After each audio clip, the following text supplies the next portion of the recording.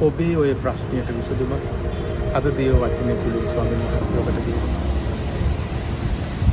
ඒ කියන්නේ එහෙම ලාදුරු රෝගය පහවි ඔහු පවිත්‍ර කරනු ලැබීම. ඔබේ ප්‍රශ්නයට විසඳුම එක දෙයක්. When Jesus speaks something, receive it as a personal promise. ස්වාමීන් වහන්සේ ඔබට දේව වචනය තුළින් කතා කරද්දී ඒක පෞද්ගලිකව අයිති කරගන්න. එහෙම කළොත් your shame will turn into your glory.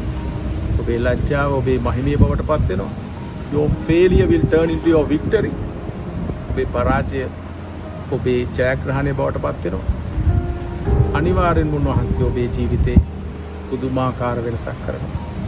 ඒ නිසා දේව වචනය වෙන කාට හරි කිව්වා කියලා හිතන්න එපා. ඔබට කිව්වා කියන දේ අයිති කරගන්න.